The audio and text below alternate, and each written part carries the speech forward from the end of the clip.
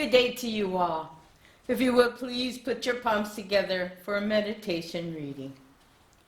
An open mind is what we really need in these times. A quote by Reverend Dr. Sagan Yamoka. If you would please, join me in Gasho. Namo Amidavs, Namo Amidavs, Namo Amidavs, Namandavs, Namandavs, Namandavs.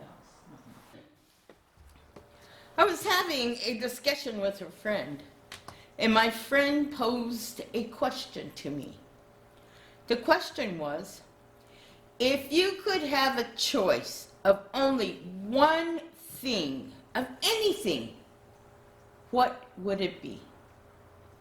I asked if this one thing could have "and" in the answer, and my friend said no. The answer was only one thing of anything I chose, but only one of that thing. I was thrown into a tizzy. I continued to think what this one thing would be, and it just raised more questions and discussion inside my brain. This question posed a most difficult decision. After giving thought, my first choice was clean air. Air is necessary for us in order to breathe. Yet there are more essentials we must have to survive. Then I thought of another choice, and it was food. Food is essential to keep our brain and body in good working condition. But it has to be just one kind of food.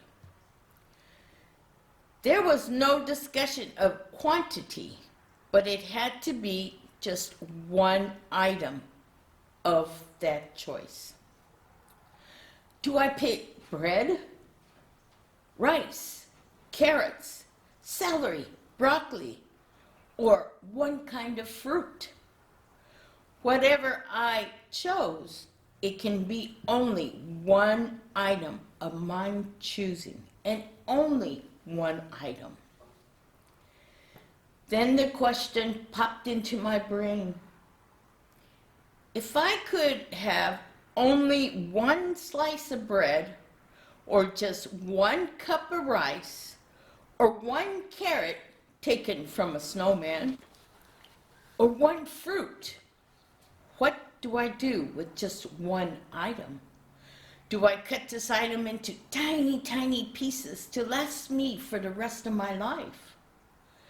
This situation posed a most difficult quandary. Another choice I thought about was water. We must have water to keep the internal body moist and to help the essential organs to function. Yet again, we must have other necessary elements to help us to stay alive. We can have all the water, but it would be water only. We could manage for a while, but then we could overload on water that could wash away all the other nutrients from the body. Then I thought about wealth. But if our body is weakened and we cannot buy another item, what good is wealth? We cannot breathe wealth. We cannot eat wealth. And definitely wealth cannot replace water. It is nice to have wealth, but if we cannot buy any item necessary to survive on, I question my choice. I thought about Siddhartha Gautama and how before attaining enlightenment, he starved his body of nutrients and water.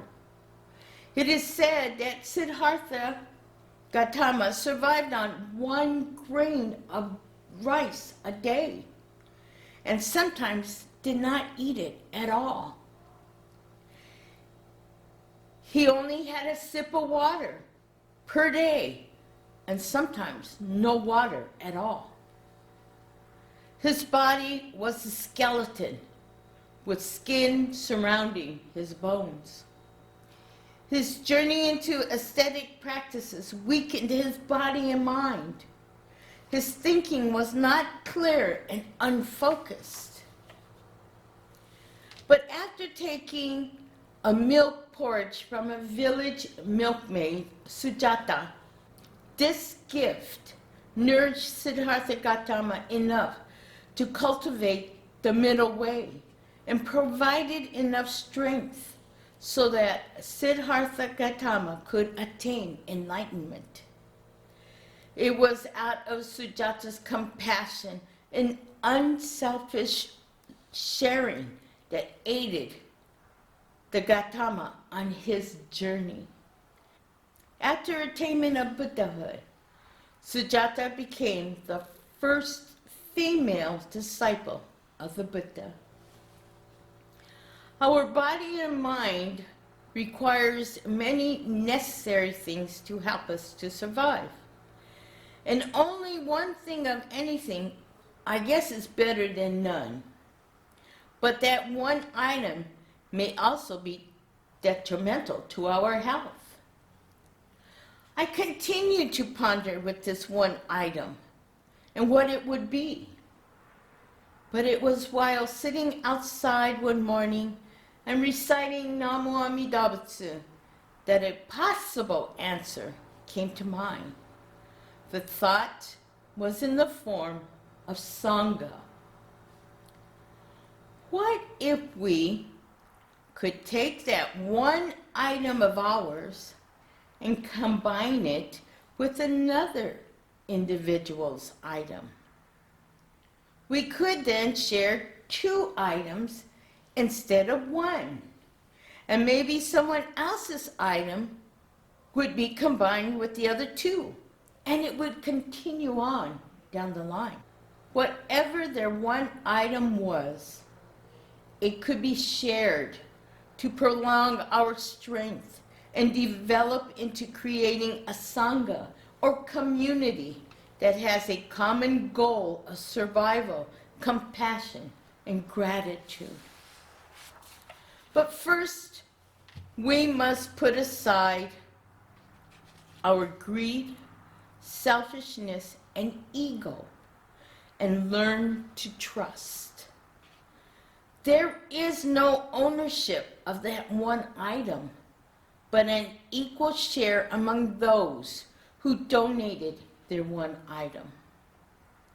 However, there is a question that continues to plague my thoughts. Can or are we willing to share what we have?